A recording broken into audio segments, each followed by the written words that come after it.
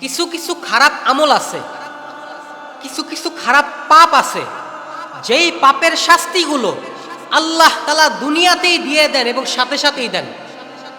এই দুইটা পাপের শাস্তি আল্লাহ তাআলা আপনাকে দুনিয়াতেই দিবেন। এক নম্বর পাপ হচ্ছে পিতা মাতার অবাধ্য হওয়া। আপনি দেখবেন আপনি পিতা মাতার অবাধ্য, এই পাপের শাস্তি আল্লাহ তাআলা আপনাকে সাথে সাথেই দিবেন। কিভাবে দিবেন? আপনি নিজের চোখে দেখতে পারবেন যে এই পাপের শাস্তি আল্লাহ আপনাকে দিতেছে।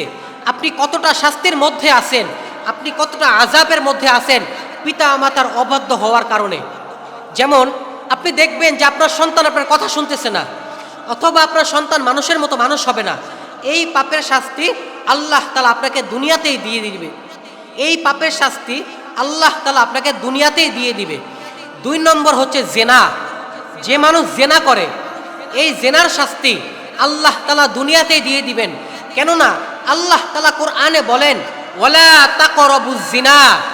জিনা তো দূরের কথা, জিনার কাছেও তোমরা যেও না। জেনা করলে আল্লাহ তাআলা অনেক রাগান্বিত হন, এই জেনা করলে আল্লাহ তাআলা অনেক গুসা হন। এই জেনার শাস্তি, এই জেনার পাপের শাস্তি আল্লাহ তাআলা দুনিয়াতেই দিয়ে দেন এবং সাথে সাথে দেন। সেটা আপনি নিজের চোখে দেখতে পারবেন।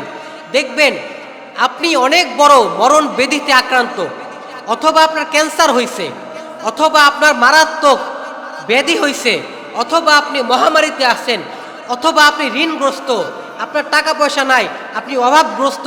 এই যে দুইটা পাপ, ১ নম্বর পাপ পিতা মাতার অবাধ্য হওয়া, ২ নম্বর জেনা করা, এই দুইটা পাপের শাস্তি আল্লাহ তাআলা আপনাকে দুনিয়াতেই দেবেন এবং সাথে সাথে দেবেন।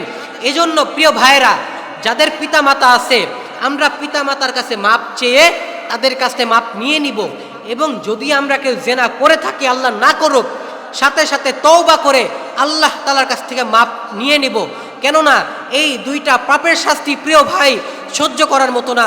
এই দুইটা পাপ থেকে আল্লাহ তাআলা আপনাকে আমাকে হেফাজত করেন এবং রক্ষা করেন। সকলে বলি আমিন।